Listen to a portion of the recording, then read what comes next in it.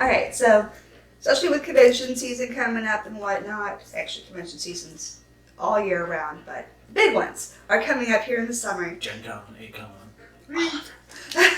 And now is a great time to start ordering if you haven't already done so. However, depending on who you're ordering from is what measurements they ask for. And they can be very specific, like minutely specific, so that way they have your exact size. Others have a more generic sort of styling system, but we're going to show you how to measure all the ones I can actually think of. So, first one, pretty easy, pretty standard, height. So, start top of the head, and easy for this one if you have a friend, if you don't already know your height. I mean, I guess you could ask somebody on the street. There we go. We have the height here. So, you are 5'9". Maybe not. Is that not right?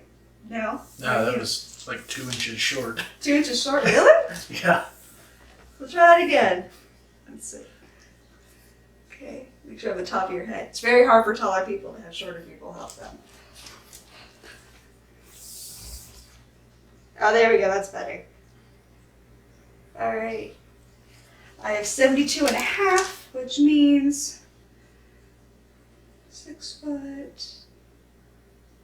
Of course, I do have my shoes on. You do have. I'm usually just under 6. Let's see. 72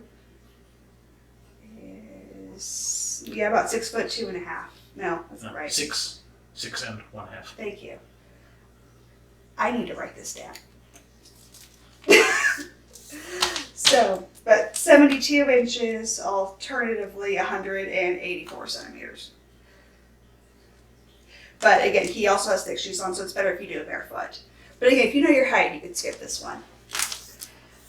All right, let's see. Next one, head. So if you're ordering a hat or any sort of head accessory, they might ask you for your band size for your head. That's going, thank you. That's going around your forehead. And I'm actually going to do it where they can see it ending. That would be a good idea. And so yours would be 24, 23 3/4. It's best to be as precise as possible. Don't round up or down unless you're wearing a wig, in which case I would round up between 1/4 of an inch and 1/2 inch, depending on the thickness of your wig. Or measure it with your wig on. There's an idea. Be a good one. Let's see. Neck size, pretty explanatory, but here we go. Getting a good leg workout doing this. Yay! You're welcome. So 17 inches. Make sure the end of the measuring tape lines up with the numbers. So again, those were the pretty easy ones, but it's going to get a little bit more weird from here. So number 4 is shoulders. Now, you always have to ask them what they mean by that, because I've seen it both ways. Some just want to know shoulder to shoulder in the front. Some want it wrapped all the way around. And that's the top of the shoulders. So most of the time they don't tell you which one you want. They just say shoulders, so ask them or send both. Okay, so number 5 would be chest. I'm going to start with chest for boys, and then I'll show you chest for girls. So make sure arms are out, just like he's doing here, because don't let don't open it up and then put your arms down. Leave it out and open. Now this is something that you do need to have a friend help you with. And you go straight across the middle of the chest. So yours would be 45 and a half. Now, again, when you go up higher or out and then bring it back down, it changes how it sits. But having your arms out like this gives you the truest fitting. So for girls though, when girls do it, again, you're going to go all the way around. And if you're doing it by yourself, again, it's one of the things you need a mirror for. But you make sure, for boys and girls, it is completely straight in the back. all the way across. You don't want it down here or up too high, angled. It needs to be straight across. And this is one of those things to where you do band sizes, but you want to cross the fullest part of your chest right here. Now, if you need the full band size, you choose, okay, do I have wider ribs or am I wider up here? Depending on the type of bra or the type of top you're ordering, they might ask you for up top. So you go right underneath your arm, right here. It sits comfortably on top of the chest. Again, keeping it straight in the back. Or, where most girls are more used to it, underneath right here. So right underneath the bosom. So that's the difference when it comes to boy chest and girl chest measurements. Other obvious differences are, this is the wrong channel for that. It should be. So moving on to number 6, that's the waist. Now it's a little bit different. I'm not gonna say different for boys and girls. For girls, it's a little bit easier to find, generally speaking, because girls tend to taper more inwards than guys do. But you're going to go for the natural inset of the waist, usually about an inch above the belly button, but not everybody's the same. So your chest tapers here. So that is your natural waist. Which is pretty high. Not really. They get about an inch above your belly button. Maybe an inch and a half.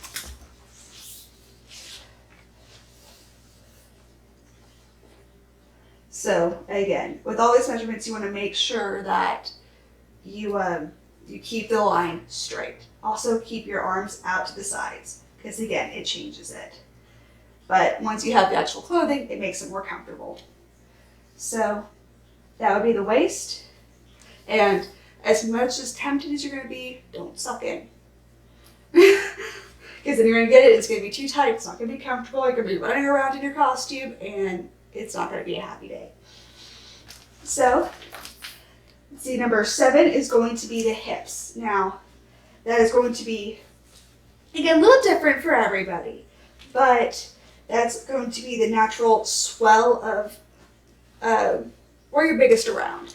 Some people it's up here, especially on girls where the little pooch area is you don't want to talk about. Some just a little bit lower where the hips really swell out. Seems like Guys, it's going to be a little further down. And if you want just to make sure you're comfortable, again, if you have a little bit of a tummy or anything like that, you might want to measure a little bit higher and get that measurement in there. But for hips, it's going to be a bit lower down than it will be for girls. So,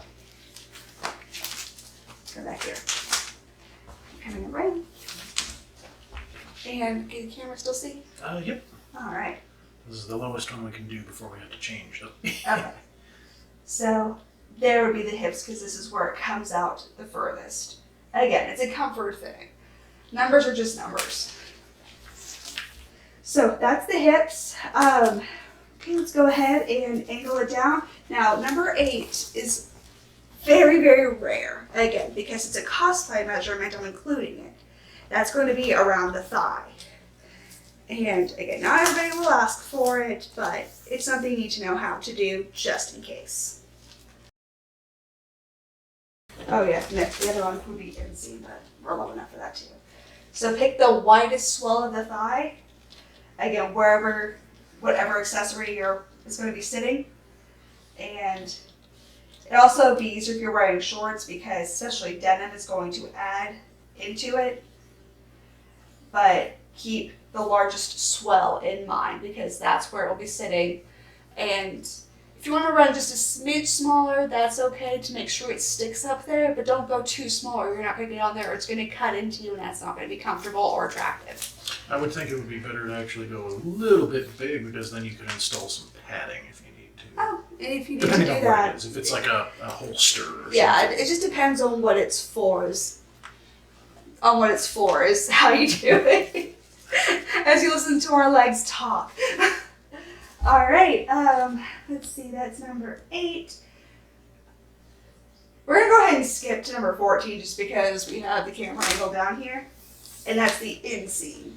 Typically more attributed to a male's measurements, but again, depending on what you're cosplaying as or what you're ordering, they might ask for that. You know, anytime you need trousers, right? Pants, really, is when they ask for it.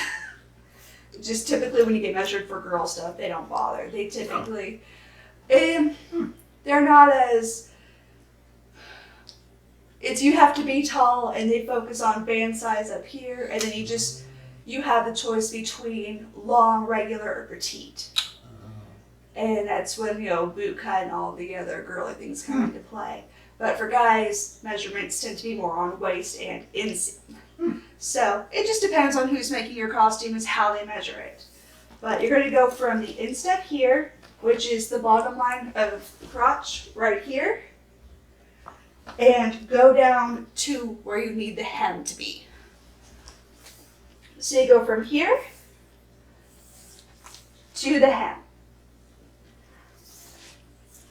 And again, it's different. Not everyone will ask you for that, but just so you know, that's what an inseam is. All right, so we'll go ahead and come on back up.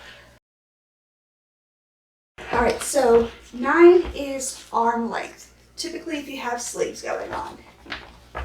So we have the shoulder right here, and we're gonna go shoulder. I'm gonna come back here too, because I'm blocking it. We're gonna do shoulder to wrist. That's all, you know, you have that natural ball and socket joint so you know where to stop and where to start. All right, so 9, 10, if you're wearing the shorter things, they might ask you for just to the elbow. So same principle from the joint here to the bend here. That's it. And then from here, 10, 11. 11 is the shoulder to the hem.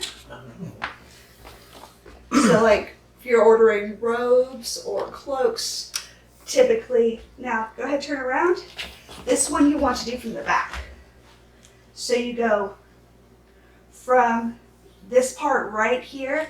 We have the slope of the shoulders, but we want where it sits up here.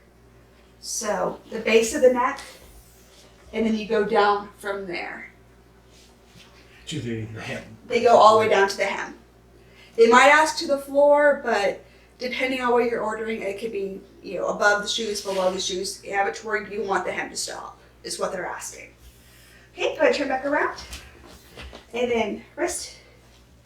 Again, self-explanatory, but I'm gonna show you anyway. Wrist for cuffs, anything like that, you just go around the wrist at the narrow part. If it's a longer sort of thing, they might ask for both. But again, just depends on what you're cosplaying as. And so let's see, that's wrist. And then the last one would be the one that I get most questions about. What does this mean? When they ask for the hollow to hem. That's just one of those, what does that mean? A little bit higher. Oh, what the? This is the hollow, right between your collarbones. They want the hollow to the hem. So that's measuring in the front instead of the back. And girls, yes, that does mean we're going to go right through the boobs. So hollow to hem. All right, and they might ask you your shoe size, but you know, you need to know your shoe size or go to a store and do it because you can't do that with this. So that's all the measurements that I have ever heard anyone ask for or that I've ever used when it comes to making a costume or ordering anything. So hopefully this has been helpful, and you might see at least a bit of this later on just because you use it for everything that you put on yourself. You need to know your measurements and how things will fit on you. So how much material you need to get, how much materials of different sorts, like chain links. Yep. Oh. There was one measurement on that website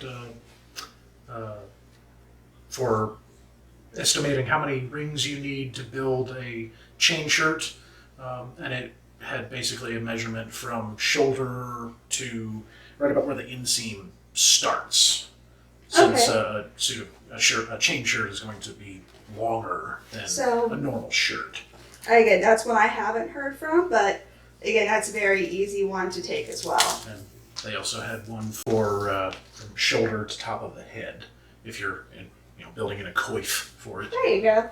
And again, it was very well stated when they asked for it too. Yeah, they had a handy little diagram and everything. That's good. Those always help. But again, you make sure you have the highest point where you're going down to where you need it. And then for a coif, you want the lower part up to where you need it. That way it sits properly. But all right, thank you for that. I hope this was helpful. I hope you enjoyed this little tutorial and tune in next time. Thank you.